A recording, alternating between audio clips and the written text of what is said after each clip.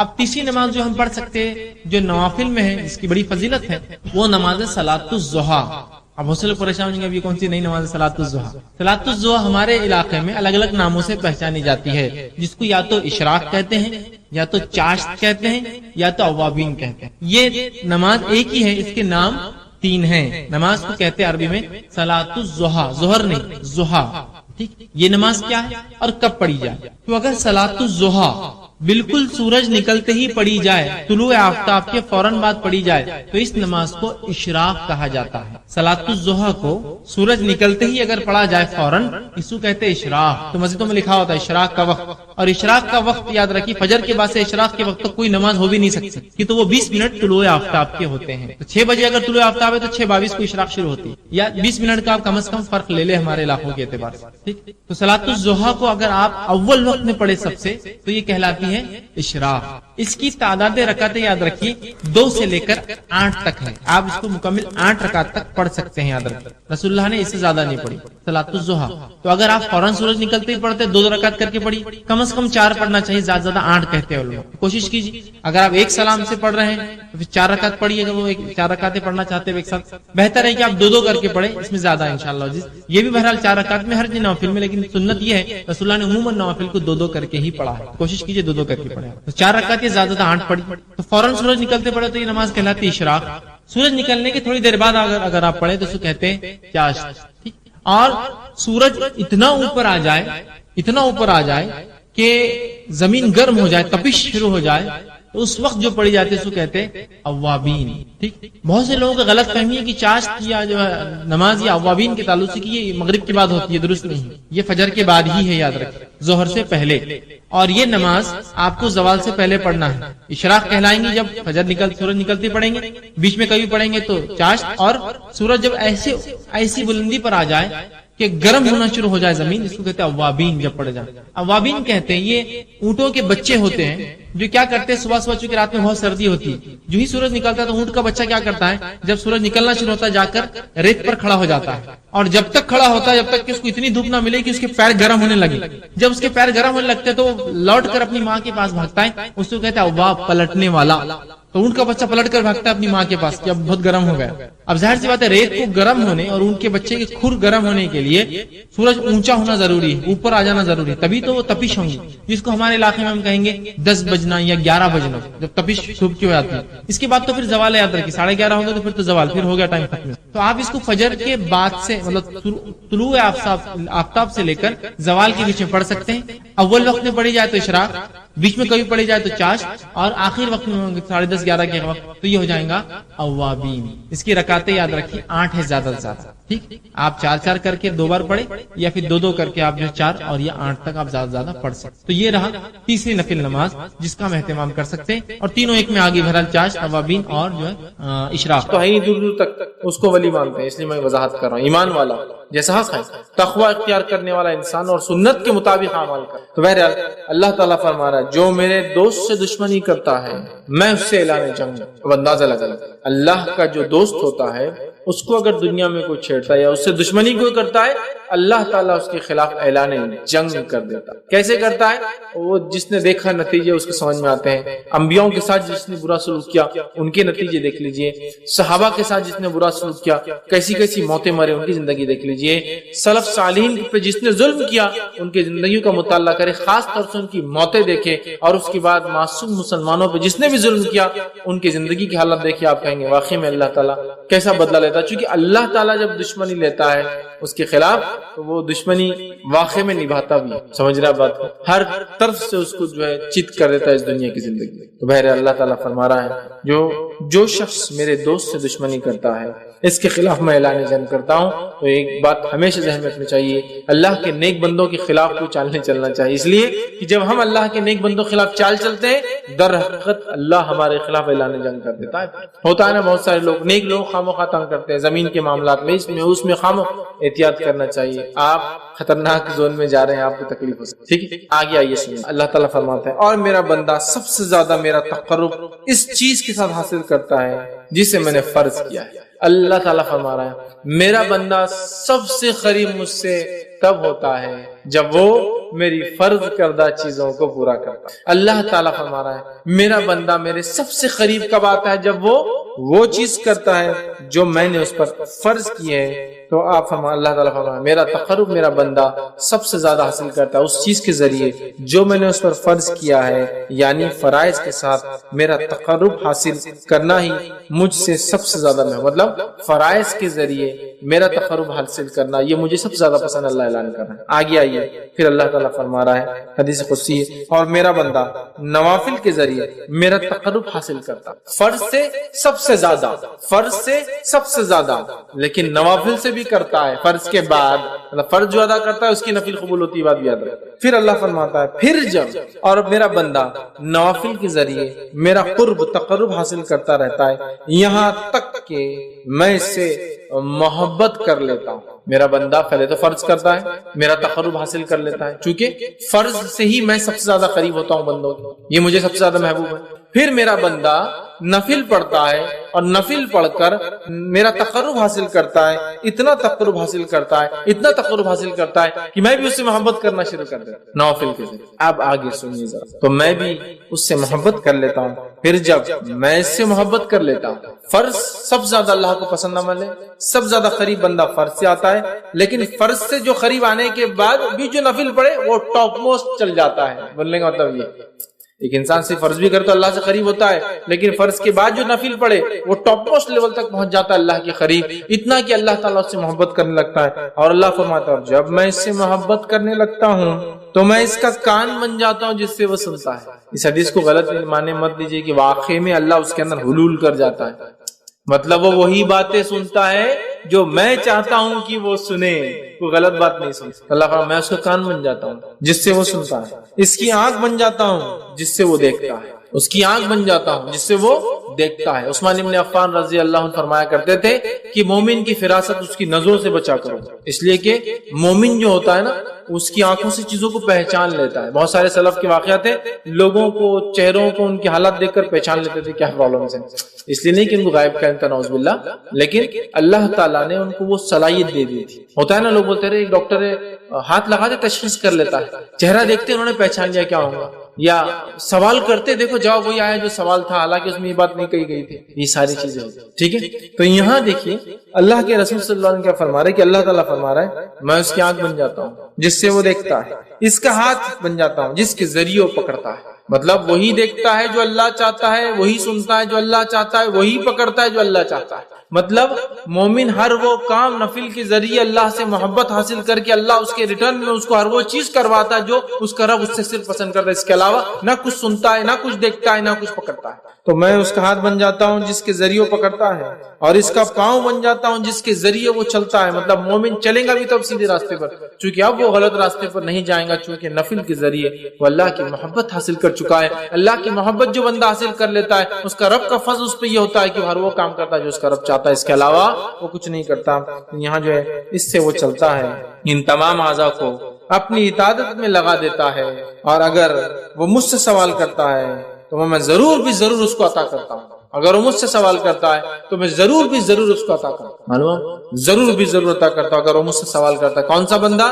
فرائض کے بعد نفل کا اہتمام کر کے رب سے محبت حاصل کر لینے والا بندہ، دیکھتا ہے تو وہی جو اس کا رب چاہتا ہے، سنتا ہے وہی جو اس کا رب چاہتا ہے، پکڑتا ہے وہی جو اس کا رب چاہتا ہے، چلتا ہے اسی راہ پر جس پہ رب چاہتا ہے، اور جب وہ مانگتا ہے تو اس کا رب اس کی جو ہے ضرور بھی ضرور اس کو عطا کر دیتا ہے۔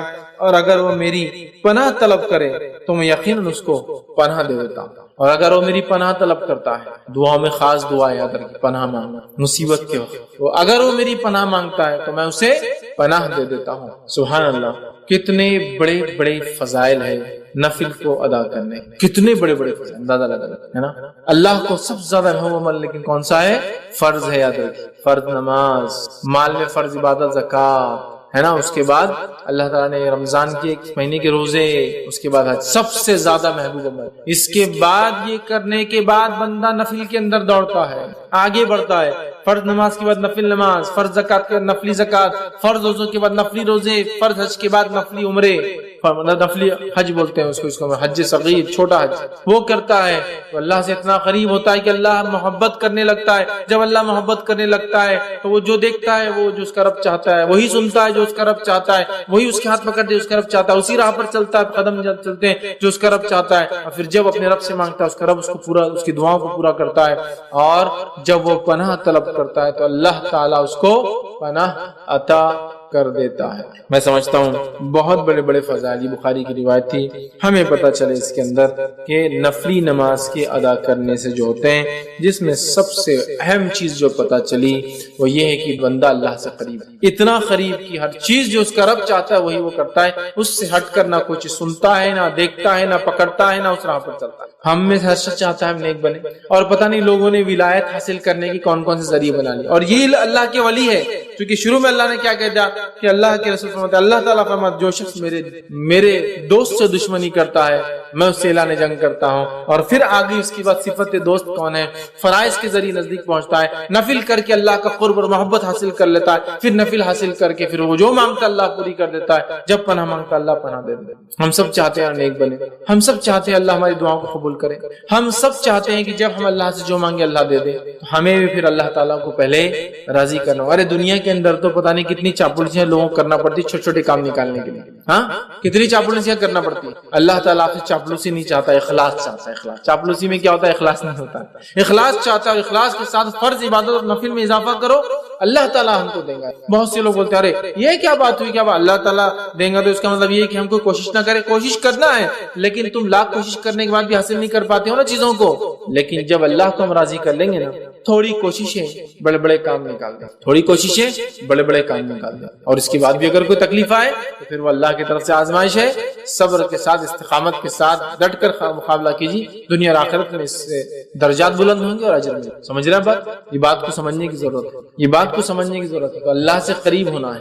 دنیا میں ہم کام نکالنے کے لیے سب کچھ کرتے ہیں لوگوں سے. اگر ہم چاہتے ہیں کہ ہمارا کام عرش والا کر دے، دنیا کی ساری مصیبت، مشکلیں، پریشانی حل، اور موت کی بعد کی اور آخرت وہ تمام چیزیں، تو پھر ہم جو ہے آسمان والے کو راضی کر لے. ہو سکتا دنیا والے ناراض ہو جائے، اس سے کوئی مسئلہ نہیں، لیکن اللہ راضی ہو جائے. لیکن ہمارا معاملہ یہ ہے کہ ہم اللہ کو ناراض کرنا چاہتے اور دنیا والوں کو راضی کرنا چاہتے، تو اللہ تعالیٰ بھی پھر انہی کے سامنے ہم کو جھکاتا رہتا ہے. تو اللہ کے نیک بندوں کی صفت آ گئی.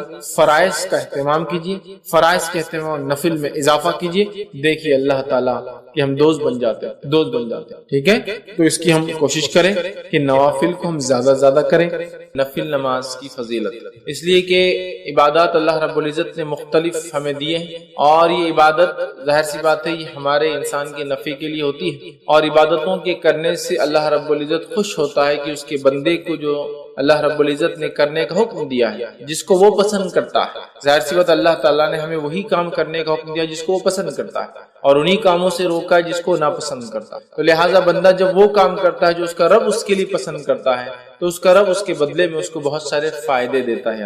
تو گویا عبادت کرنے سے ایک تو اللہ کی رضا حاصل ہوتی ہے اور دوسرا ہمارا اپنا فائدہ ہوتا ہے. سمجھ رہے آپ؟ تو کوئی بھی عبادت جو ایک مومن بندہ اپنے زندگی میں کرتا ہے تو اس کا ایک فائدہ تو یہ ہے کہ وہ اپنے رب کو راضی کرتا ہے، اس کا رب اس سے خوش ہوتا ہے، اور پھر اس کا اجر الگ سے ملتا ہے. مطلب اللہ رب العزت جس عمل سے خوش ہوتا ہے اگر وہ ہمیں کہہ دیتا یہی کرو تو ہمیں تو کرنا پڑتا ہے چاہے اجر ملے یا نہ ملے. لیکن ہمیں فائدہ یہ ہوتا ہے کہ ہم اللہ کی عبادت کرتے ہیں اور اس کے ساتھ ساتھ اجر اور فائدہ بھی اٹھاتے ہیں. تو لہٰذا ہمیں چاہیے کہ بالخصوص نفل نماز، اس لیے کہ ہم جانتے ہیں اسلام کے اندر جو بنیادیں ہیں، اس کے جو ارکان ہیں، وہ بنیادیں جس کو ہم کہتے ہیں عام زبان میں وہ 5 ہیں. سب سے پہلے توحید ہے، اللہ کو ایک ماننا، شہادت جس کو کہتے ہیں. پھر اس کے بعد نماز قائم کرنا ہے نا. تو گویا اللہ کو ایک ماننے کے بعد جو سب سے اہم چیز ہے وہ ہے نماز قائم کرنا. اور اللہ رب العزت کو یہ بے انتہا پسندیدہ عبادت ہے، یاد رکھیں. اس لیے اللہ رب العزت نے اس کی بڑی اہمیت رکھی ہے. نماز کی تو ویسے یوں ہی بڑی اہمیت ہے.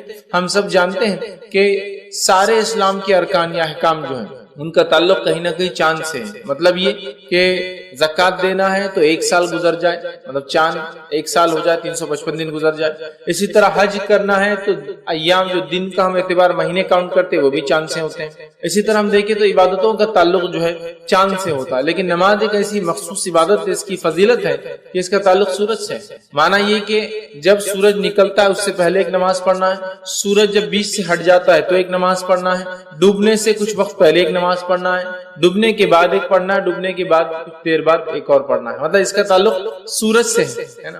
نماز ایک ایسی اہم عبادت ہے کہ ساری عبادتوں کو بھیجا گیا، روزے کا حکم آیا، اسی طرح زکوٰۃ کا حکم آیا، حج کا حکم آیا، لیکن نماز کو اگر آپ دیکھیں تو یہ بلا کر دی، تو یہ بہت اہم ہے۔ تو نماز ویسے ہی بڑی اہم عبادت، لیکن آج میں جس عبادت کے تعلق سے بات کر رہا ہوں وہ نفل نماز ہے، مطلب نماز میں وہ نماز جو ہم پر فرض نہیں ہے، اور جو بھی نماز ہم پر فرض نہیں یاد رکھیے وہ نفل میں شامل ہوتی ہے، جو بھی نماز فرض نہیں ہے وہ نفل میں۔ تو لہٰذا ہم جو ہے اللہ کا قرب حاصل کرے عبادت کے ذریعے، ایک تو اس سے ہم اللہ کے قریب ہوتے ہیں، اور دوسرا فائدہ یہ ہوتا ہے ہمیں اجر اور ثواب ملتا ہے، آخرت کے اعتبار سے بہت ساری خوبیاں اور بھلائیاں مجھے اور آپ کو حاصل ہوتی، یاد رکھیے۔ تو لہٰذا ہم کوشش کریں کہ خوب ڈٹ کر ہم اللہ تعالیٰ کی عبادت کریں، خوب ڈٹ کر جتنا ہو سکتا ہے، جیسے ہو سکتا ہے اللہ کی عبادت کرنے کی ہم کوشش کریں، اس لیے کہ ہمارا رب اس سے راضی ہوتا ہے ہم سے، اور بہت سارے دوسرے فائدے بھی ہمیں ملتے ہیں۔ تو آئیے آج جو میں آپ کے سامنے بات رکھوں گا وہ ہے نفل نماز کی فضیلت، کہ نفل نماز کے پڑھنے سے کیا فائدے ہوتے ہیں، فضیلت سے آپ بات سمجھیں، اس سے کیا فوائد ملتے ہیں، کیا چیزیں انسان کو حاصل ہوتی ہے دنیاوی اعتبار سے اخروی اعتبار سے، ٹھیک ہے۔ تو آئیے نفل نماز کی کیا فضیلت ہے، اس سے کیا فائدے حاصل ہوتے ہیں، وہ میں آج آپ کے سامنے چند فائدے نفل نماز کے رکھوں گا، لیکن یقیناً یہی فائدے نہیں، اس کے علاوہ بھی بہت سارے فائدے قرآن اور سنت میں آتے ہیں۔ جب انسان کسی عبادت کو جو اس پر فرض نہیں ہے وہ کرتا ہے، اس کا رب اس سے راضی ہوتا ہے، ٹھیک ہے۔ تو لہٰذا یہی وہ عبادت نہیں ہے، ٹھیک ہے، مطلب نفل کے صرف یہی فضائل نہیں ہے، اس کے علاوہ بھی نفل کے جو ہے کئی فضائل جو ہے کتاب اور سنت کے اندر آتے ہیں، لیکن اس میں سے کچھ چنندہ فضائل میں آج آپ کے سامنے رکھنے کی انشاءاللہ جو ہے کوشش کروں گا۔ تو آئیے اپنے عنوان کو ہم آگے لے کر چلتے ہیں اور چند فضائل دیکھتے ہیں۔ اس سے پہلے ہم نفل کسے کہتے ہیں وہ دیکھ لیتے ہیں۔ تو نفل اس کام کو کہتے ہیں جو ایک مسلمان پر فرض نہ ہو، نفل اس کام کو کہتے ہیں جو ایک مسلمان پر فرض نہ ہو اور اپنی خوشی سے اس کام کو وہ انجام دے، سمجھ رہے آپ؟ تو نمازوں کی دو قسم ہوتی ہیں، ایک فرض نماز اور دوسری نفل نماز۔ اس نفل میں سنت بھی شامل ہے، اس نفل میں سنت موقعہ شامل ہے، اس نفل میں وطر شامل ہے، اس نفل میں چاش، توابین اور جو نماز تہجد اور جتنی نمازیں سب اس میں شامل ہیں، سمجھے آپ بات؟ تو نمازوں کی دو ہی قسمیں ہوتی ہیں، فرض اور نفل۔ نفل کے اندر پھر بہت ساری اقسام ہیں، وہ نفل جو اللہ کے رسول نے کبھی پڑھی اور کبھی چھوڑی وہ سنت بن گئی، وہ نفل جس کو ہمیشہ پڑھا وہ سنت موقعہ بن گئی، سمجھ رہے آپ؟ تو نفل اور فرض، تو وہ نماز جو ہم پر فرض نہیں ہے اور ایک مومن جو ہے پڑھتا ہے تو وہ نفل میں کاؤنٹ ہوتی ہے، پھر اس کے اندر ساری چیزیں آپ کو کر لیں۔ اللہ رب العزت نے قرآن میں سورہ بقرہ سورہ نمبر 2 آیت نمبر 184 میں 184 میں اللہ نے فرمایا کہا فمن تطوع خیرا فهو خیر له، کہ اللہ فرماتا کہتا ہے اور جو شخص اپنی خوشی سے زیادہ بھلائی کرے تو اس کے لیے بہتر ہے۔ مطلب نفل کا معنی یہ ہے کہ وہ عمل جو انسان خوشی سے کرے، جو اس کو آخرت کے اعتبار سے خیر لائے۔ تو نفل میں سمجھتا ہوں یہ بات اس کی واضح ہو گئی کہ وہ چیز جو فرض سے ہٹ کر ہو، اور بندہ جو ہے اللہ تعالیٰ کو راضی کرنے کے لیے جو عمل کرتا ہے اس کو جو ہے نفل کہتے ہیں، یاد رکھیے۔ اور اس اعتبار سے تمام نمازیں جو فرض سے ہٹ کر اس میں شامل ہوتی ہے، اور فرض نمازوں کی جو رکعتیں ہوتی ہیں وہ 17 رکعتیں ہوتی ہیں، یاد رکھیے، جو ہم پر فرض ہیں۔ فجر کی 2 رکعت، ظہر کی 4 رکعت، عصر کی 4 رکعت، مغرب کی 3 رکعت اور عشاء کی 4 رکعت، کل ہوئے یہ جو ہے 17 رکعتیں، یاد رکھیے۔ یہ ہم پر جو ہے فرض ہے، یاد رکھیے اتنی رکعتیں، ٹھیک۔ اور اس کے علاوہ جو ہم پڑھتے ہیں وہ نفل ہے، اور نفل کی مختلف اقسام یاد رکھیے، اور بہت ساری نمازیں ہیں جو نبی اکرم صلی اللہ علیہ وسلم نے ہمیں بتائی جو نفل ہے اور جس کے بڑے ثواب جو احادیث کے اندر آتے ہیں، یاد رکھیے۔ چاہے پھر وہ فجر کے بعد جو ہے صلاۃ الضحیٰ کا معاملہ ہو، اشراق، چاشت، اوابین جسے کہا جاتا ہے، یا اس کے بعد مختلف نمازیں جو نمازوں سے پہلے اور نمازوں کے بعد پڑھی جاتی ہو، یا اس کے علاوہ بھی انسان جو زائد اپنے طرف سے کرنا چاہے، یہ ساری چیزیں نفل اور اس کے بڑے ثواب ہے، بڑا اجر ہے، یاد رکھیے۔ بھائی نفل نماز کے کیا فضائل ہیں؟ تو چند فضیلتیں آپ کے سامنے، میں 2 سے 5 ایسی فضیلتیں جو رکھتا ہوں، بہت زیادہ نہیں، تاکہ اس سے نفل نماز کی ہمیں پتہ چلے۔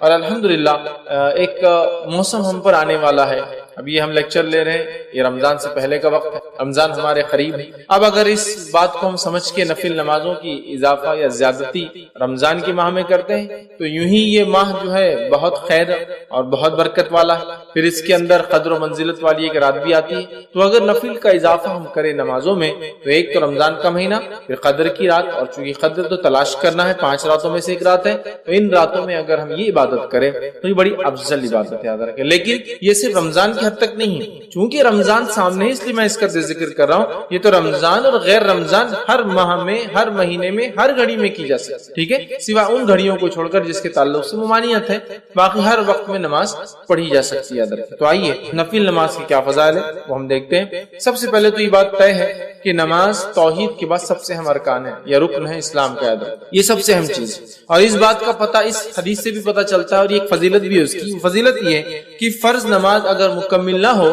تو نوافل اس فرض کے نقص کو ختم کر دیں گے انشاءاللہ، یا اس کی بھرپائی کر دیں گے۔ نفل نماز کی پہلی فضیلت یہ کہ اگر فرض نماز میں کوئی کمی بندے سے ہو جائے تو اس کے نقص کی بھرپائی کر دیں گی، اور یہ کتنی اہم ہے وہ بات بھی اس سے پتہ چلتی ہے حدیث کے اندر۔ یہ حدیث کے اندر آئی حدیث اس طرح سے، اور نبی کریم صلی اللہ علیہ وسلم فرماتے ہیں، اور تمیم الداری رضی اللہ عنہ اس حدیث کے راوی وہ کہتے ہیں اور فرماتے ہیں، اور یہ روایت ابو داؤد اور جو ہے ابن ماجہ اور جو ہے سلسلۃ الاحادیث صحیحہ کے اندر موجود ہے۔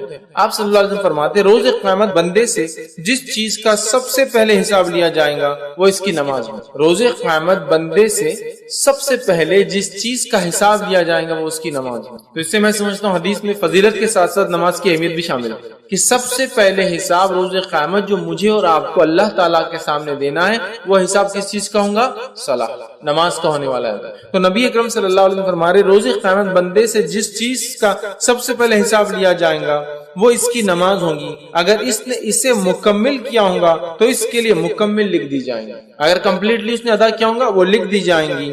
پھر نبی اکرم صلی اللہ علیہ وسلم فرماتے ہیں اور اگر اس نے اسے مکمل نہیں کیا ہوگا تو اللہ تعالیٰ فرشتوں کو حکم دیں گا ذرا دیکھو میرے بندے نے کوئی نفل نماز بھی پڑھی ہے، ذرا دیکھو میرے بندے نے کیا کوئی نفل نماز بھی پڑھی ہے یا نہیں، ٹھیک ہے۔ اگر نفل نماز پڑھی ہے تو اس کے ذریعے اس کے فرض نمازوں کو مکمل کر دو، پھر زکوٰۃ کا اور اس کے بعد تمام اعمال کا بھی حساب اسی طرح سے لیا جائے گا۔ اور نماز اور نفل نماز کی فضیلت میں جو پہلی بات آ رہی ہے وہ یہ ہے کہ روز قیامت سب سے پہلے حساب فرض نمازوں کا ہونے والا ہے۔ اگر فرض نمازوں میں کوئی کوتاہی اور کمی ہوں گی تو اللہ تعالیٰ فرشتوں کو کہیں گا کہ اس بندے نے میرے کوئی نفل پڑھی ہے لاؤ، فرشتے اس کا نام اعمال لکھیں گے، اگر نفل پڑھی ہوں گی تو لائی جائیں گی، اور وہ نفل انشاءاللہ العزیز ہماری فرض کی کوتاہیوں، کمزوریوں، کمی، نقص کو پورا کر دیں گے، اور اس کے بعد دیگر اعمال زکوٰۃ اور دیگر اعمال اس کے بعد ایک کے بعد ایک آئیں گے۔ تو یہاں میں سمجھتا ہوں اس حدیث سے یہ بات تو واضح ہوگی نماز کی کیا اہمیت ہے، اور یہ بات بھی بالکل میں سمجھتا ہوں کلیئر ہو گئی کہ نفل نماز کی کیا ہے۔ دونوں باتیں ایک ہی حدیث میں ایک ساتھ آ گئی۔ سب سے پہلے حساب، جیسا کہ ہم جانتے ہیں یہ اللہ کے حقوق میں سب سے پہلا حساب نماز کا ہے، لیکن بندوں کے حقوق میں سب سے پہلے کس چیز کا حساب ہوگا پتا ہے آپ کو؟ بندوں کے حقوق میں سب سے پہلے حساب خون کا ہوگا، کسی کا ناحق خون تو نہیں بہایا۔ اور اللہ کے حق میں سب سے پہلا حساب نماز، فرض نہ ہوں تو اس سے نفل سے اس کی بھرپائی کی، پھر زکوٰۃ، اور پھر اس کا دیگر اعمال اور دیگر اعمال، اس کا مکمل ہونا ضروری ہے۔ اس لیے کہ اللہ پوچھیں گا کیا اس کی فرض مکمل ہے، اگر نہیں ہے تو دیکھو اس کے کوئی نفل ہے کیا۔ تو لہٰذا اگر نفل نماز میں اور آپ پڑھتے ہیں تو خود بخود فرض نمازوں کے نقص کو ہم پورا کر رہے ہیں ایک طرح سے، مطلب یہ نمازیں انشاءاللہ عزیز ہمارے فرض میں کوئی کمی، کوتاہی، خشوع میں، خضوع میں، قبولیت میں، یا پھر اس کی ادائیگی میں سنتوں کے چھوڑنے کی وجہ سے یا کسی اور قسم کا نقص یا کمی یا چھوٹ گئی ہوں گی تو انشاءاللہ العزیز یہ نفل ضرور بھی ضرور اس کی تکمیل، اس کو پورا کرنے میں انشاءاللہ سپورٹیو ہوں گی، فائدہ مند ثابت ہوں گی۔ حدیث میں واضح الفاظ ہے، اللہ فرمائیں گا دیکھو اس کی کوئی نفل ہے کیا اگر فرض پوری نہیں ہے، اور پھر نفل دیکھی جائیں گی تو اس کے ذریعے اس کے فرض نمازوں کی کو مکمل کر دیا جائے گا۔ اب فرض نمازیں کیوں مکمل نہیں، کئی وجوہات ہو سکتی، پڑھی نہیں سرے سے، خشوع اور خضوع نہیں تھا، کمزوری رہ گئی، پڑھی لیکن سنتوں کے مطابق کچھ بھی ہو سکتا ہے۔ تو یہ نفل انشاءاللہ عزیز اس نماز کی تکمیل کے لیے ہمارے کام آئیں گی. تو اس بات کو ہم ذہن میں رکھیں اور خوب سے خوب نفل ادا کریں. اس نیت سے نہیں کہ فرض چھوٹ جائے تو وہ ہو جائیں گے، اس لیے کہ اللہ ہم سے راضی ہو. اور ساتھ میں ایک اور بینیفٹ فائدہ کہ اگر ہم سے کوئی فرض چھوٹ گیا ہوں گا تو اللہ تعالیٰ اس کے ذریعے اس فرض کی بھرپائی کر دیں گے. یاد رکھیں کتنی اہم بات ہے. تو لہٰذا نفل نماز کی پہلی فضیلت یہ ہے کہ فرض نمازوں میں اگر کوتاہی کمزوری رہ جائیں گی انشاءاللہ ہماری، تو یہ نفل نمازوں کے ذریعے اس کو ہم پورا کر سکتے ہیں. یاد رکھیں ٹھیک ہے. آئیے نفل نماز کی دوسری فضیلت جو ہے، نماز نفل کے ذریعے درجات بلند ہوتے ہیں اور گناہ مٹا دیے جاتے ہیں. نماز نفل کے ذریعے درجات بلند ہوتے ہیں اور گناہ مٹا دیے جاتے ہیں. نفل نماز جو انسان پڑھتا ہے اس کے درجات بلند ہوتے ہیں اور اس کے گناہ مٹا دیے جاتے ہیں. ایک ہی حدیث میں دو فضائل آ رہے ہیں کہ نماز نفل پڑھنے سے درجات کی بلندی، گناہوں کی معافی. آئیے حدیث اس طرح سے نبی اکرم صلی اللہ علیہ وسلم فرماتے ہیں، صوبان رضی اللہ عنہ اس کے راوی وہ کہتے ہیں کہ رسول اکرم صلی اللہ علیہ وسلم فرمایا اور کہا، ٹھیک ہے، اور یہ ابن ماجہ کی روایت ہے، تم زیادہ سے زیادہ سجدے کیا کرو کیونکہ تم اللہ تعالیٰ کی رضا کے لیے ایک سجدہ کرو گے تو وہ اس کے بدلے تمہارے ایک درجے کو بلند کریں گا اور تمہارے ایک گناہ کو مٹا دیں گا. تم اللہ کے لیے زیادہ سے زیادہ سجدے کیا کرو، اور یہاں سجدے سے مراد فرض نمازوں کے علاوہ نفل پڑھا کرو. تم زیادہ سے زیادہ سجدے کیا کرو مطلب زیادہ سے زیادہ نفل نمازیں پڑھا کرو، اس لیے کہ جب تم زیادہ نفل نماز پڑھتے ہو تو ایک فائدہ یہ ہوتا ہے کہ اس نفل نماز کی وجہ سے ایک درجہ بلند کر دیا جاتا ہے، 1 رینک ہائر کر دیا جاتا ہے آپ کا، اور ساتھ میں ایک گناہ مٹا دیا جاتا ہے. تو نفل نماز کی فضیلت دیکھیے، ایک ہی روایت کے نعرہ ہے، 2 فائدے ہم کو ملتے ہیں. ایک درجہ بلند ہوتا ہے اور دوسرا ایک گناہ میرا اور آپ کا معاف ہو جاتا ہے. یاد رکھیے تو جب بندہ نماز پڑھتا ہے تو ایک گناہ اس کا معاف ہو جاتا ہے. یاد رکھیے اور ایک درجہ جو ہے بلند ہو جاتا ہے. یاد رکھیے اور کثرت سجود مطلب آپ جو فرما رہے رسول اللہ صلی اللہ علیہ وسلم زیادہ سجدے کرو، اس سے مراد یاد رکھیے یہ نفل نماز ہے. مطلب زیادہ سجدے مطلب زیادہ نمازیں، اور زیادہ نمازیں مطلب فرض کے علاوہ نمازیں. زیادہ سجدے مطلب زیادہ نمازیں ہم کو پڑھنا، اس بات کو ہمیں ذہن میں رکھنا ہے. خود نبی اکرم صلی اللہ علیہ وسلم کس کثرت سے نماز پڑھا کرتے تھے ہم سب جانتے ہیں. کس کثرت سے آپ نماز پڑھتے تھے ہم سب جانتے ہیں. اتنی آپ فرض کے علاوہ نفل نماز پڑھتے کہ آپ کی جو ہے پیر سوج جاتے، ورم آ جاتا جس کا ہم زبان میں. اتنی کثرت سے آپ نماز ادا کرتے کہ آپ کے پیر پھٹ جاتے مطلب کھڑے رہنے کی وجہ سے. آپ اتنی کثرت سے نفل نماز پڑھتے کہ رات بھر آپ کبھی جاگتے. آپ اتنی کثرت سے نفل نماز پڑھتے، اتنی لمبی پڑھتے کہ کچھ روایتوں میں آتا آپ سورۃ البقرہ، سورہ آل عمران اور سورہ نساء 3 سورتیں ایک نماز میں پڑھ لیتے. سمجھ رہے؟ آخر عمر میں نبی اکرم صلی اللہ علیہ وسلم کے تعلق سے عائشہ فرماتی آپ اس کثرت سے نماز کے عادی تھے کہ آخر عمر میں بھی آپ نماز پڑھتے، چونکہ کھڑے ہونے کی طاقت نہیں تھی تو آپ بیٹھ کر نماز پڑھا کرتے. مطلب نبی اکرم صلی اللہ علیہ وسلم کھڑے رہ کر ہی نماز پڑھتے، لیکن جب آخری وقت تھا آپ بوڑھے ہو گئے تو رات میں جب آپ نفل پڑھتے تھے تو بیٹھ کر پڑھا کرتے تھے، اس لیے کھڑے رہنے کی آپ میں طاقت نہیں تھی. اس چیز کو بھی سمجھنا چاہیے کہ اللہ کے رسول صلی اللہ علیہ وسلم کس کثرت سے نفل پڑھتے تھے. بہرحال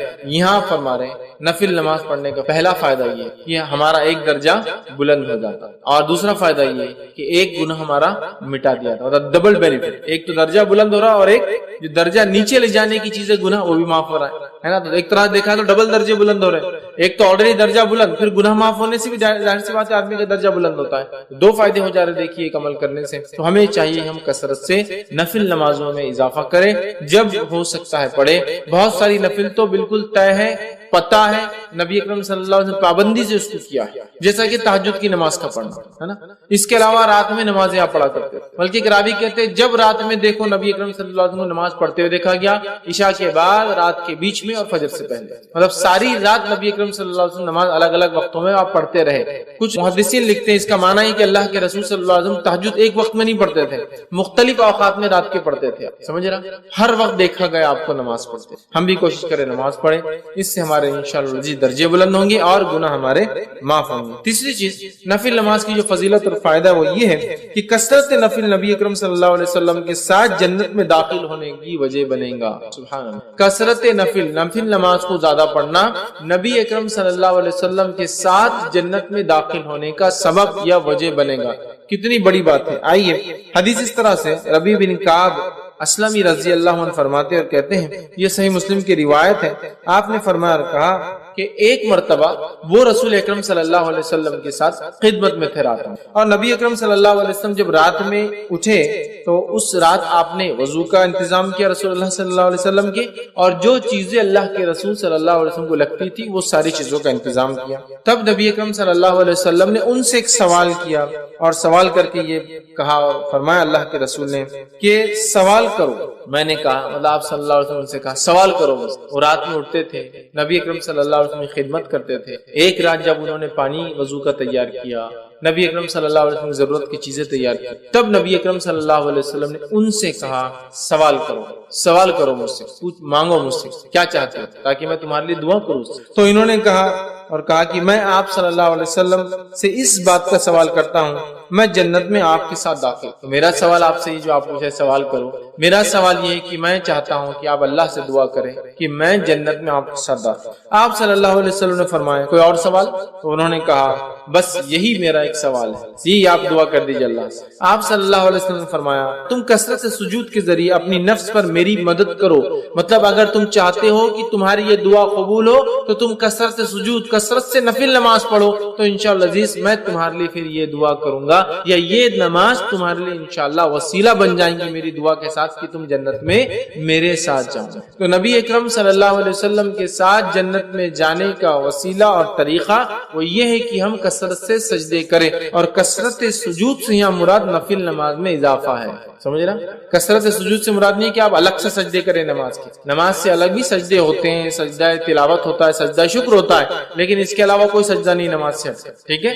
تو یہاں کثرت سجود سے مانا نفل نماز پڑھو، اور نمازوں میں ظاہر سی بات ہے سجدے آتے ہیں، ہر رکعت میں 2 سجدے آتے ہیں، ٹھیک ہے؟ تو کثرت سجود سے میری مدد کرو، تم چاہتے ہو جو تم نے کہا کہ تم میرے ساتھ جنت میں جاؤ، تو پھر تم میری مدد ایسے کرو کہ میں تو دعا کروں گا تمہارے لیے، لیکن تمہیں جو اعمال کرنا پڑے گا وہ عمل یہ کہ کثرت سجود۔ تو یہاں دیکھ رہے ہیں آپ کہ کثرت سجود مطلب نفل نماز کے اضافے کو نبی اکرم صلی اللہ علیہ وسلم نے جنت میں ساتھ جانے کی وجہ بتائی۔ نبی اکرم صلی اللہ علیہ وسلم کے ساتھ جنت میں جانے کی وجہ ایک یہ ہے کہ کثرت سجود، سجدے کثرت سے کرنا، تاکہ انسان کا درجہ بلند ہوتا ہے، وہ اپنے رب سے جو ہے قریب سے قریب تر ہو جاتا ہے۔ ٹھیک، آئیے نفل نماز کا ایک اور فائدہ دیکھتے ہیں، وہ یہ ہے نماز نفل جو ہے سب سے افضل عمل ہے۔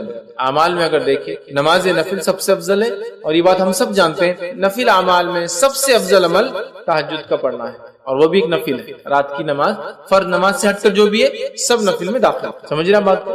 اور ہم جانتے ہیں کہ نفل میں سب سے افضل نفل کیا ہے؟ تہجد کی نماز ہے نا۔ تو نمازوں میں یا جس کو نوافل کے اندر سب سے افضل عمل کیا ہے؟ وہ نماز کا پڑھنا ہے، کیونکہ نفل میں سب سے افضل نفل خود ایک نماز یہ تہجد کی نماز، ٹھیک ہے؟ آئیے حدیث اس طرح سے ثوبان رضی اللہ عنہ فرماتے ہیں اور کہتے ہیں، ابن ماجہ کی اور سلسلۃ الاحادیث الصحیحہ کی ایک روایت ہے، ثوبان رضی اللہ عنہ فرماتے ہیں اور کہتے ہیں نبی اکرم صلی اللہ علیہ وسلم نے ارشاد فرما کہا تم استقامت اختیار کرو اور تم ہرگز اس کی طاقت نہیں رکھو گے، اور اس بات پر یقین کر لو کہ تمہارا بہترین عمل نماز پڑھنا ہے، اور ایک سچا مومن ہمیشہ وضو کی حالت میں رہتا ہے۔ تمہارا سب سے بہترین عمل کیا ہے؟ نماز پڑھنا ہے۔ اور آپ صلی اللہ علیہ وسلم دیکھیے کیا کہا، وَاعْلَمُوا أَنَّ خَيْرَ أَعْمَالِكُمْ، اس بات کو جان لو کہ تمہارے اعمال میں سب سے خیر عمل جو ہے وہ کیا ہے؟ اعمالکم الصلاۃ و نماز۔ تو تمہارے عمل میں سب سے افضل عمل، سب سے خیر عمل کون سا ہے؟ وہ نماز ہے۔ اسی لیے میں نے کہا نوافل میں سب سے افضل نفل نماز ہے، کیونکہ ہم خود جانتے ہیں تہجد سب سے افضل نفل ہے، وہ بھی ایک نماز ہے۔ تو ہمیں اس میں بہت بڑھ چڑھ کر حصہ لینا ہوگا، اس لیے کہ آپ صلی اللہ علیہ وسلم کیا فرما رہے ہیں کہ اور تم اس بات کو یقین کر لو کہ تمہارا بہترین عمل نماز کا پڑھنا ہے، اور پھر فرمایا ایک سچا مومن ہمیشہ وضو کی حالت میں۔ دو باتیں پتہ چلی، ایک تو نفل نماز کی اہمیت کہ نفل نماز کا فائدہ یہ پتہ چل رہا ہے کہ نفل نماز سب سے خیر ہے جو عمل ہم کرتے ہیں، نفل نماز سب سے خیر عمل ہے جو ہم کرتے ہیں۔ اور دوسرا پتہ چلا ایک سچا مومن ہمیشہ وضو کی حالت میں رہتا ہے۔ ہمیں چاہیے کوشش کریں ہم وضو سے رہیں، اور یاد رکھیے وضو ایک مستقل عبادت ہے، وضو ایک مستقل عبادت ہے۔ اس کا کیا معنی ہے؟ اس کا معنی یہ ہوا کہ وضو ہر حال میں کیا جا سکتا ہے۔ یہ الگ بات ہے کہ کچھ وضو سے نماز نہیں پڑھی جائیں گی کیونکہ آپ اس حالت میں ہوتے کہ نماز پڑھی جائے، کیونکہ آپ کو غسل نہیں ہے، لیکن اس حالت میں وضو کیا جائے گا کیونکہ وضو ایک مستقل عبادت ہے۔ اس کی دلیل نبی اکرم صلی اللہ علیہ وسلم کے تعلق سے آتا ہے کہ نبی اکرم صلی اللہ علیہ وسلم جب جنوبی حالت میں ہوتے آپ پر غسل واجب ہوتا اور اس کے بعد آپ نہاتے نہیں لیکن صبح اٹھ کے نہانے والے ہوتے ہیں تو آپ وضو کر کے سوتے. اگر وضو خالی نماز کے لیے خاص ہوتا، الگ سے عبادت نہیں ہوتی، تو آپ صلی اللہ علیہ وسلم وضو کرنے کی کیا ضرورت ہے سونے سے. اسی طرح آپ صلی اللہ علیہ وسلم دیکھا گیا کہ آپ جنوبی حالت میں ہوتے اور کچھ کھانا پینا چاہتے تو آپ وضو کرتے اور پھر کچھ کھاتے اور پیتے. اسی طرح آپ جنوبی حالت میں ہوتے اور صبح فجر میں اٹھ کے غسل لینا چاہتے تو آپ وضو کر کر سوتے. تو جب ایک انسان کو غسل ہی نہیں ہے پھر بھی وضو کیا جا رہا ہے، اس کا مطلب وضو ایک مستقل عبادت ہے. ٹھیک ہے، تو کہا سچا مومن ہمیشہ وضو سے رہتا ہے. تو یہ ایک مومن کے سچا ہونے کی علامت ہے کہ بغیر وضو کے وہ نہیں رہتا ہے. اور باوضو رہنے کے کیا فائدے میں سمجھتا ہوں آپ سب جانتے ہیں. انشاءاللہ پھر کئی موقع ملا تو وضو کے کیا فائدے ہم دیکھیں گے، لیکن یہ بڑی اہم چیز ہے یاد رکھیے. وضو، سچا مومن وضو سے رہتا ہے اور تمہارے اعمال میں خیر عمل نماز ہے. ظاہر سی بات ہے یہ نفل کی بات ہے، فرض تو فرضی ہے، اس کو بولنے کی ضرورت ہے. اور خیر جب یہاں کہا جا رہا تھا فرض کے بعد ہے، تو آپ سمجھیں گے فرض سے بھی آگے جاری ہے نفل. نہیں، بہت سے لوگ ایسا غلط بھی کرتے ہیں. بہت ساری باتوں کو جو حدیث میں نفل کے تعلق سے آتا ہے سمجھتے ہیں نفل اتنا آگے کہ فرض ان کو پھیکا نظر آتا ہے. ایسا نہیں ہے. یہ تمام چیزیں جو نوافل کی بات تذکرہ ہو رہا ہے یہ سب فرض کے بعد ہے. جیسا صدقات کے بڑے ثواب ہے لیکن یہ زکات کے بعد ہے، زکات فرض. ٹھیک ہے،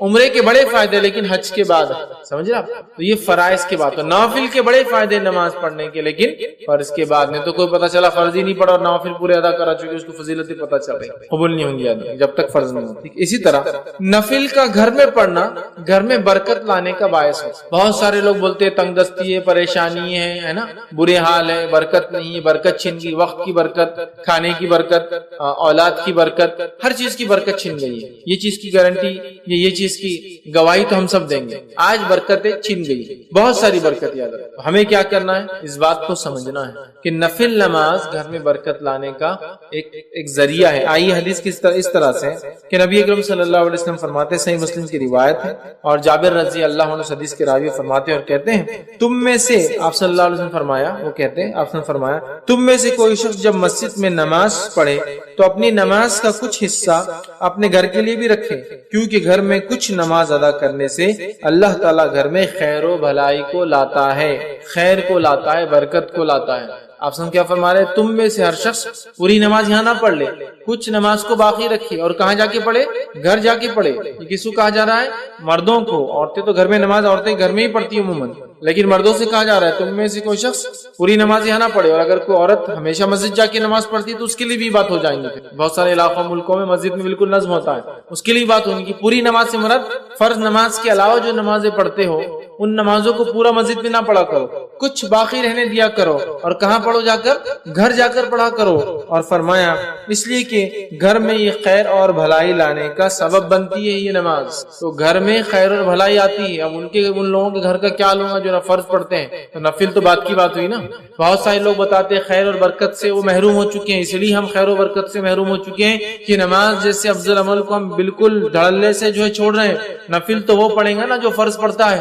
تو آج فرض کا کیا حال ہے؟ کتنے فرض مسلمان نماز پڑھ رہے ہیں مجھے بتانے کی بہرحال ضرورت نہیں ہے. زیادہ سے زیادہ جو نماز سب سے زیادہ دن میں پڑھی جاتی ہے جو مردوں کا حال ہے، عورتوں کا نہیں جانتا ہوں میں، مردوں کا حال ہے وہی مغرب کی نماز پڑھی جاتی ہے. کیونکہ مسجد بھری ہوتی ہے اس سے اندازہ ہو جاتا ہے کہ مغرب سب سے زیادہ پڑھی جاتی ہے. کیوں مغرب پڑھتے؟ شاید اس لیے کہ اذان کے بعد وقت کم ہوتا ہے تو شیطان کو موقع نہیں ملتا شاید بہکانے کا. فوراً وضو کیا اور نماز ہو گئی. اس کے علاوہ نمازوں میں آپ کو لوگ اتنی تعداد میں نظر نہیں آئیں گے، سب سے کم فجر میں، اس کے بعد تھوڑی تعداد ظہر میں آپ کو ملیں گے. اس کے بعد گرمی اگر زیادہ ہے تو اثر میں کم ملیں گے، اور گرمی اگر کم ہے تو اثر میں تھوڑی اور بڑھ جائیں گی تعداد. اور مغرب میں سب سے زیادہ، اور عشاء کے اندر پڑھ لیا نہیں پڑھ لیا. عشاء اور فجر کا عموماً کبھی کبھار ایک جیسا ہوتا ہے سوائے بازاروں کو چھوڑ کے. بازاروں میں عشاء میں بھی کافی لوگ ہوتے ہیں چونکہ وہاں سارے لوگ جمع ہوتے ہیں، لیکن عموماً اکثر علاقوں میں جہاں آبادیاں نہیں ہیں عشاء اور فجر کا حال کچھ ایک جیسے ہی نظر آتا ہے. تھوڑی پبلک بس تھوڑے بہت، جیسا جو محلوں کے اندر مسجدیں ہیں فجر میں 10-15 تو عشاء میں 10-15، یہ حال ہے. تو اندازہ لگائیے کتنے بڑے خیر سے محروم ہے. جب نفل خیر لا سکتا ہے تو فرض کیا کیا لاتا ہوں گا. فرض تو پھر فرض ہی ہے نا. جب اگر نماز جو نفل ہے وہ اتنا کچھ لا سکتی ہے تو جو فرض ہے وہ کیا کچھ نہیں لا سکتی. اس بات کو یاد رکھو. میرا ایک پورا اس پر عنوان تھا نماز کی اہمیت، اور اس میں نے نماز کو پڑھنے کے فائدے اور چھوڑنے کے سارے نقصانات گنوائے. بہرحال نماز بہت بہت بہت بہت افضل چیز ہے، یاد رکھیے اسے نہیں چھوڑنا چاہیے. اور یہاں اللہ کے رسول صلی اللہ علیہ وسلم فرما رہے کچھ حصہ گھر میں پڑھ لیا کرو، اس لیے کہ صحابہ اکثر پوری نمازیں پھر مسجد نبوی میں پڑھ لے رہے تھے. جب اللہ کے رسول نے بات بیان کی تو صحابہ نے پھر اپنے گھروں میں بھی نماز کو پڑھنا شروع کیا اور نفل مراد سے یاد رکھی، فرض نہیں یاد رکھی۔ اسی طرح ایک اور روایت میں آتا ہے، یہ روایت جو ہے صحیح مسلم کی ہے، اور اس میں جو ہے زید بن ثابت رضی اللہ عنہ فرماتے ہیں اور کہتے ہیں کہ نبی کریم صلی اللہ علیہ وسلم نے ارشاد فرما کہا، اے لوگو تم اپنے گھروں میں بھی نماز پڑھا کرو، مطلب نفل نماز، کیونکہ آدمی کی سب سے افضل نماز وہ ہے جسے وہ اپنے گھر میں ادا کرتا ہے سوائے فرض نماز۔ آدمی کی سب سے افضل نماز وہ ہے، آدمی کی سب سے افضل نماز وہ ہے جو وہ گھر میں پڑھتا ہے سوائے فرض کیا، فرض نہیں، فرض تو مسجد میں پڑھنا ہم پر فرض ہے، سوائے بیمار ہو، مسافر ہو، مسجد نہ ملے وہ مستثنا ایکسپشنل کیسز، لیکن فرض نماز تو مسجد میں باجماعت ہی پڑھنا ہے۔ لیکن فرض کے علاوہ جو سب سے بہترین نماز ہے جو انسان پڑھتا ہے، سب سے افضل ہے، وہ ہے جو ایک انسان اپنے گھر میں پڑھتا ہے، مطلب ایک مرد فرض نماز پڑھے مسجد میں، اس کے بعد گھر آئے اور نفل ادا کرے، یہ سب سے افضل ہے۔ جیسے عورت کی سب سے افضل نماز وہ ہے جو گھر کے اندر، اور گھر کے اندر بھی سب سے اندر کی کمرے میں ہو، سمجھ رہے ہیں؟ فرض کے لیے کہا گیا، ویسے عورتیں مسجد میں فرض پڑھ سکتی ہے، اس میں کوئی ممانعت، کوئی روک نہیں ہے، لیکن سب سے افضل وہ ہے جو گھر کے اندر اور اس کے اندر کے کمرے میں فرض پڑھی جائے۔ تو مرد کے لیے فرض نماز مسجد میں پڑھنا ہے، لیکن اس کی افضل نماز وہ ہے جو گھر میں نفل پڑھتا ہے۔ تو لہٰذا مردوں کو چاہیے، اگر گھر سے قریب نماز پڑھتے ہو، چلیے بھائی ظہر اور عصر اور مغرب میں تو ہم باہر ہوتے ہیں، تجارت کاروبار میں ہوتے ہیں، عشاء میں اگر آتے ہو تو کم از کم عشاء کی تو پڑھی آ کے، جو فرض ہوگی عشاء کی مسجد میں، یا عشاء کو جانے سے پہلے، عشاء سے پہلے کی 4 گھر میں پڑھ کے جائیے، عشاء مسجد میں پڑھی، آپ واپس آ کے گھر میں پڑھی، باقی سب سے افضل ہے۔ لیکن کوئی ضروری نہیں ہے، اگر لگتا ہے گھر جانے سے چھوٹنے کے چانس ہے، لوگ آئے ہوئے، ایک الگ شکل ہے، لیکن کوشش کرنا چاہیے، اس لیے کہ انسان کی سب سے افضل نماز وہ ہے جو وہ گھر پڑھتا ہے، مطلب ایک مرد کی سب سے افضل نماز گھر میں پڑھتا ہے سوائے فرض نماز کے، فرض اس میں انکلوڈیڈ نہیں ہے، فرض تو مسجد میں ہی پڑھنا، ٹھیک ہے؟ تو لہٰذا ہم کوشش کریں نماز کا کچھ حصہ نفل ضرور ہم گھر، چاہے نماز کو جانے سے پہلے والے ہوں یا نماز کو جانے کے بعد ہو، یا اس کے علاوہ کوئی نفل نہ ہو۔ اور اس کا فائدہ یہ کہ بچے بھی دیکھ کر نماز سیکھتے ہیں اپنے مردوں سے، ماؤں کو تو دیکھتے ہیں، والد کو بھی دیکھیں گے، اس بہانے مردوں کو بھی دیکھیں گے۔ اسی طرح صحیح مسلم کی ایک اور روایت ہے، نبی اکرم صلی اللہ علیہ وسلم نے فرمایا اور کہا، اس کے الفاظ ہیں، تم اپنے گھروں میں بھی نماز ضرور پڑھا کرو، مردوں سے آپ کہہ رہے ہیں، کیونکہ آدمی کی بہترین نماز وہ ہے جو اپنے گھر میں پڑھے سوائے فرض نماز۔ تم میں سے کچھ لوگ یا تم لوگ اپنی نمازوں میں کچھ نمازیں ضرور اپنے گھروں میں پڑھا کرو۔ یہ نماز کون سی ہے؟ فرض نماز نہیں، یاد رکھیں، نفل ہے، پڑھا کرو، اس لیے کہ آدمی کی سب سے خیر، سب سے بہترین، سب سے افضل نماز وہ ہے جو وہ گھر میں پڑھتا ہے سوائے فرض کے۔ فرض نہیں، فرض تو مسجد میں آنا ہے، باجماعت پڑھنا ہے، اس کے علاوہ جو نفل پڑھتے ہو نا گھر میں پڑھو، یہ سب سے افضل نفل ہے، ٹھیک ہے؟ تو ہم لوگ کوشش کریں، اور رسول اکرم صلی اللہ علیہ وسلم کو دیکھا بھی یہیں گئے، آپ فجر سے پہلے فجر کی 2 رکعت گھر میں پڑھتے، ماں عائشہ فرماتی ہے رضی اللہ عنہا، پھر آپ مسجد جاتے۔ اسی طرح آپ کے تعلق سے آتا، آپ جمعہ کے بعد گھر آتے اور 2 کر کے 4 رکعت جو جمعہ کی نماز کی بعد کی نمازیں وہ ادا کرتے۔ تو آپ کو دیکھا گیا، خود نبی اکرم صلی اللہ علیہ وسلم گھر آ کر نفل نماز پڑھتے تھے، یہ آپ کو دیکھا گیا، آپ کا خود کا ذاتی عمل تھا۔ آئیے آگے بڑھتے ہیں، نفل نماز کا اور فائدے دیکھتے ہیں۔ نفل عبادت کرنے سے بندے کی طرف اللہ کی محبت کھینچی چلی آتی ہے۔ جب بندہ نفل نماز پڑھتا ہے تو اللہ کی محبت اس کی طرف کھینچی چلی، اور اس حدیث میں وضاحت بھی ہے، فرض کا مقام بھی بتایا جا رہا ہے، لیکن نفل کے فضائل بھی بتایا جا رہا ہے نا، ورنہ اگر صرف نفل کے فضائل دیکھے تو کبھی ہوتا نا، ارے فرض نہیں بھی کرے چلتا شاید، یہ جیسا کہ محرم کے 2 روزے رکھ لے تو 1 سال کے گناہ کا کفارہ ہے، ارے پھر تو 1 سال میں تو اگلے سال کے لیے تو ابھی یہ سال کی معاف کرا لیتے، اگلے سال پھر رکھ لیں گے تو یہ سال کی معاف۔ تو کیا نماز نہ پڑھنے سے، فرض روزے نہ رکھنے سے، فرض نماز نہ پڑھنے کے بعد بھی کیا محرم کی 2 روزوں کا اجر و ثواب ملیں گا؟ ہرگز نہیں، ہرگز نہیں، ہے نا؟ ذی الحجہ کے اندر جو ہے عرفے کا روزہ 2 سال کے گناہ کا کفارہ ہے، تو کیا وہ شخص جو فرض نمازیں نہیں پڑھتا ہے، فرض روزے نہیں رکھتا ہے، فرض زکات نہیں دیتا ہے، تو کیا اس کو یہ کفارہ ہوگا 2 سال کے گناہوں کا؟ ہرگز نہیں۔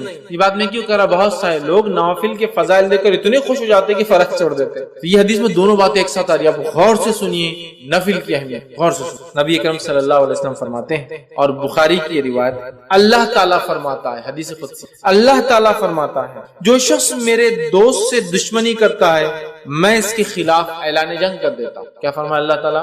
جو میرے دوست سے دشمنی کرتا ہے میں اس کے خلاف اعلان جنگ کر دیتا ہوں۔ مطلب جو اللہ کے ولی ہوتے ہیں، یقین اللہ کے ولی ہوتے ہیں، اللہ کے دوست ہوتے ہیں، یاد رکھیے اللہ کے ولی ہوتے ہیں، تو اللہ تعالیٰ فرما رہا ہے جو میرے دوست سے دشمنی کرتا ہے، اور اللہ کے دوست کون ہے؟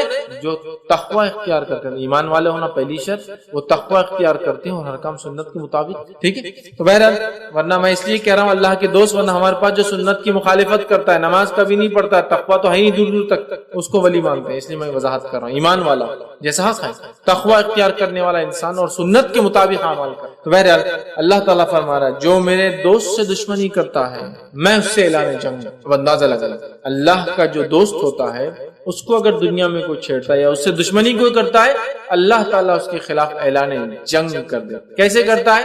وہ جس نے دیکھا نتیجے اس کے سمجھ میں آتے ہیں. انبیاءوں کے ساتھ جس نے برا سلوک کیا ان کے نتیجے دیکھ لیجئے، صحابہ کے ساتھ جس نے برا سلوک کیا کیسی کیسی موتیں مرے ان کی زندگی دیکھ لیجئے، سلف صالحین پہ جس نے ظلم کیا ان کی زندگیوں کا مطالعہ کرے، خاص طور سے ان کی موتیں دیکھے، اور اس کے بعد معصوم مسلمانوں پہ جس نے بھی ظلم کیا ان کی زندگی کی حالت دیکھے. آپ کہیں گے واقعی میں اللہ تعالیٰ کیسا بدلہ لیتا ہے. چونکہ اللہ تعالیٰ جب دشمنی لیتا ہے اس کے خلاف تو وہ دشمنی واقع میں نبھاتا بھی ہے. سمجھ رہا بات کو؟ ہر طرف سے اس کو جو ہے چت کر دیتا ہے اس دنیا کی زندگی. بہرحال اللہ تعالیٰ فرما رہا ہے جو شخص میرے دوست سے دشمنی کرتا ہے اس کے خلاف میں اعلان جنگ کرتا ہوں. تو ایک بات ہمیشہ ذہن میں رکھنی چاہیے، اللہ کے نیک بندوں کے خلاف کوئی چال نہیں چلنا چاہیے. اس لیے کہ جب ہم اللہ کے نیک بندوں کے خلاف چال چلتے ہیں در حقیقت اللہ ہمارے خلاف اعلان جنگ کر دیتا ہے.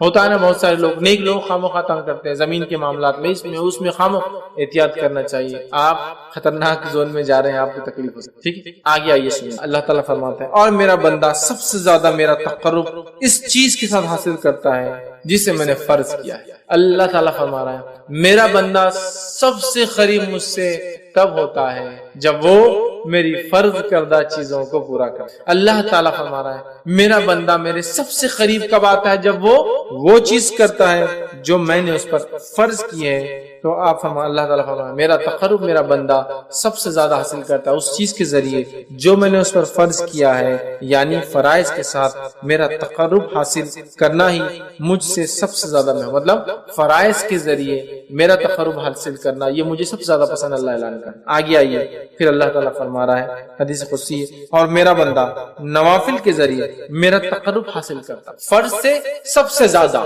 فرض سے سب سے زیادہ، لیکن نوافل سے بھی کرتا ہے. فرض کے بعد فرض جو ادا کرتا ہے اس کی نفل قبول ہوتی ہے، بات بھی یاد رکھیں. پھر اللہ فرماتا ہے پھر جب اور میرا بندہ نوافل کے ذریعے میرا قرب تقرب حاصل کرتا رہتا ہے یہاں تک کہ میں اس سے محبت کر لیتا ہوں. میرا بندہ پہلے تو فرض کرتا ہے، میرا تقرب حاصل کر لیتا ہے، چونکہ فرض سے ہی میں سب سے زیادہ قریب ہوتا ہوں بندوں کو، یہ مجھے سب سے زیادہ محبوب ہے. پھر میرا بندہ نفل پڑھتا ہے اور نفل پڑھ کر میرا تقرب حاصل کرتا ہے، اتنا تقرب حاصل کرتا ہے، اتنا تقرب حاصل کرتا ہے کہ میں بھی اس سے محبت کرنا شروع کر دیتا ہوں نوافل کے. اب آگے سن تو میں بھی اس سے محبت کر لیتا ہوں. پھر جب میں اس سے محبت کر لیتا ہوں، فرض سب زیادہ اللہ کو پسند نہ ملے، سب زیادہ قریب بندہ فرض سے آتا ہے، لیکن فرض سے جو قریب آنے کے بعد بھی جو نفل پڑھے وہ ٹاپ موسٹ چل جاتا ہے. بولنے کا مطلب یہ ایک انسان سے فرض بھی کرے تو اللہ سے قریب ہوتا ہے، لیکن فرض کے بعد جو نفل پڑھے وہ ٹاپ موسٹ لیول تک پہنچ جاتا ہے اللہ کے قریب، اتنا کہ اللہ تعالیٰ اس سے محبت کرنے لگتا ہے. اور اللہ فرماتا ہے جب میں اس سے محبت کرنے لگتا ہوں تو میں اس کا کان بن جاتا ہوں جس سے وہ سنتا ہے. اس حدیث کو غلط معنی مت دیجیے کہ واقعی میں اللہ اس کے اندر حلول کر جاتا ہے، مطلب وہ وہی باتیں سنتا ہے جو میں چاہتا ہوں کہ وہ سنے. کوئی غلط بات نہیں سنتا. اللہ فرماتا میں اس کا کان بن جاتا ہوں جس سے وہ سنتا ہے، اس کی آنکھ بن جاتا ہوں جس سے وہ دیکھتا ہے، اس کی آنکھ بن جاتا ہوں جس سے وہ دیکھتا ہے. عثمان بن عفان رضی اللہ عنہ فرمایا کرتے تھے کہ مومن کی فراست اس کی نظروں سے بچا کرو، اس لیے کہ مومن جو ہوتا ہے نا اس کی آنکھوں سے چیزوں کو پہچان لیتا ہے. بہت سارے سلف کے واقعات ہیں، لوگوں کو چہروں کو ان کی حالت دیکھ کر پہچان لیتے تھے کیا پرابلم ہے. اس لیے نہیں کہ ان کو غائب کرنے کا نعوذ باللہ، لیکن اللہ تعالیٰ نے ان کو وہ صلاحیت دے دی. ہوتا ہے نا لوگ بولتے رہے ایک ڈاکٹر ہے ہاتھ لگا دے تشخیص کر لیتا ہے، چہرہ دیکھتے انہوں نے پہچان لیا کیا ہوگا، یا سوال کرتے دیکھو جواب وہی آیا جو سوال تھا حالانکہ اس میں یہ بات نہیں کہی گئی تھی. یہ ساری چیز ٹھیک ہے. تو یہاں دیکھیے اللہ کے رسول صلی اللہ علیہ وسلم کیا فرما رہے کہ اللہ تعالیٰ فرما رہا ہے میں اس کی آنکھ بن جاتا ہوں جس سے وہ دیکھتا ہے، اس کا ہاتھ بن جاتا ہوں جس کے ذریعے وہ پکڑتا ہے. مطلب وہی دیکھتا ہے جو اللہ چاہتا ہے، وہی سنتا ہے جو اللہ چاہتا ہے، وہی پکڑتا ہے جو اللہ چاہتا ہے. مطلب مومن ہر وہ کام نفل کے ذریعے اللہ سے محبت حاصل کر کے اللہ اس کے ریٹرن میں اس کو ہر وہ چیز کرواتا ہے جو اس کا رب اس سے صرف پسند کرتا ہے. اس کے علاوہ نہ کچھ سنتا ہے، نہ کچھ دیکھتا ہے، نہ کچھ پکڑتا ہے. تو میں اس کا ہاتھ بن جاتا ہوں جس کے ذریعے پکڑتا ہے، اور اس کا پاؤں بن جاتا ہوں جس کے ذریعے وہ چلتا ہے۔ مطلب مومن چلیں گا بھی تو اب سیدھے راستے پر، چونکہ اب وہ غلط راستے پر نہیں جائیں گا، چونکہ نفل کے ذریعے وہ اللہ کی محبت حاصل کر چکا ہے۔ اللہ کی محبت جو بندہ حاصل کر لیتا ہے، اس کا رب کا فضل اس پہ یہ ہوتا ہے کہ ہر وہ کام کرتا ہے جو اس کا رب چاہتا ہے، اس کے علاوہ وہ کچھ نہیں کرتا۔ یہاں جو ہے اس سے وہ چلتا ہے، ان تمام اعضاء کو اپنی اطاعت میں لگا دیتا ہے، اور اگر وہ مجھ سے سوال کرتا ہے تو میں ضرور بھی ضرور اس کو عطا کرتا ہوں۔ اگر وہ مجھ سے سوال کرتا ہے تو میں ضرور بھی ضرور اس کو عطا کرتا ہوں، ضرور بھی ضرور عطا کرتا ہوں اگر وہ مجھ سے سوال کرتا ہے۔ کون سا بندہ؟ فرائض کے بعد نفل کا اہتمام کر کے رب سے محبت حاصل کر لینے والا بندہ، دیکھتا ہے تو وہی جو اس کا رب چاہتا ہے، سنتا ہے وہی جو اس کا رب چاہتا ہے، پکڑتا ہے وہی جو اس کا رب چاہتا ہے، چلتا ہے اسی راہ پر جس پہ رب چاہتا ہے، اور جب وہ مانگتا ہے تو اس کا رب اس کی جو ہے ضرور بھی ضرور اس کو عطا کر دیتا ہے۔ اور اگر وہ میری پناہ طلب کرے تو میں یقیناً اس کو پناہ دے دیتا ہوں، اور اگر وہ میری پناہ طلب کرتا ہے، دعا میں خاص دعا یاد رکھیں، پناہ مانگنا مصیبت کے وقت، تو اگر وہ میری پناہ مانگتا ہے تو میں اسے پناہ دے دیتا ہوں۔ سبحان اللہ، کتنے بڑے بڑے فضائل ہے نفل کو ادا کر، کتنے بڑے بڑے فضائل، اندازہ لگا ہے نا۔ اللہ کو سب سے زیادہ محبوب عمل لیکن کون سا ہے؟ فرض ہے، یاد رکھیں، فرض نماز، مال میں فرض عبادت زکات ہے نا، اس کے بعد اللہ تعالیٰ نے رمضان کے ایک مہینے کے روزے، اس کے بعد حج، سب سے زیادہ محبوب عمل۔ اس کے بعد یہ کرنے کے بعد بندہ نفل کے اندر دوڑتا ہے، آگے بڑھتا ہے۔ فرض نماز کے بعد نفل نماز، فرض زکات کے بعد نفلی زکات، فرض روزوں کے بعد نفلی روزے، فرض حج کے بعد نفلی عمرے، نفلی حج بولتے ہیں اس کو حج صغیر، چھوٹا حج، وہ کرتا ہے تو اللہ سے اتنا قریب ہوتا ہے کہ اللہ محبت کرنے لگتا ہے۔ جب اللہ محبت کرنے لگتا ہے تو وہ جو دیکھتا ہے، وہ جو اس کا رب چاہتا ہے وہی سنتا ہے جو اس کا رب چاہتا ہے، وہی اس کے ہاتھ پکڑتے اس کا رب چاہتا ہے، اسی راہ پر چلتا ہے، قدم چلتے ہیں جو اس کا رب چاہتا ہے، اور پھر جب اپنے رب سے مانگتا ہے اس کا رب اس کو پورا، اس کی دعاؤں کو پورا کرتا ہے، اور جب وہ پناہ طلب کرتا ہے تو اللہ تعالیٰ اس کو پناہ عطا کر دیتا ہے۔ میں سمجھتا ہوں بہت بڑے بڑے فضائل، بخاری کی روایت تھی، ہمیں پتہ چلے اس کے اندر کہ نفلی نماز کے ادا کرنے سے جو ہوتے ہیں، جس میں سب سے اہم چیز جو پتہ چلی وہ یہ ہے کہ بندہ اللہ سے قریب، اتنا قریب کہ ہر چیز جو اس کا رب چاہتا ہے وہی وہ کرتا ہے، اس سے ہٹ کر نہ کوئی چیز سنتا ہے، نہ دیکھتا ہے، نہ پکڑتا ہے، نہ اس راہ پر۔ ہم میں ہر شخص چاہتا ہے ہم نیک بنے، اور پتہ نہیں لوگوں نے ولایت حاصل کرنے کی کون کون سے ذریعے بنا لی، اور یہ اللہ کے ولی ہے، کیونکہ شروع میں اللہ نے کیا کہہ دیا کہ اللہ کے رسول فرماتے ہیں، اللہ تعالیٰ فرماتا ہے جو شخص میرے دوست سے دشمنی کرتا ہے میں اس سے اعلان جنگ کرتا ہوں۔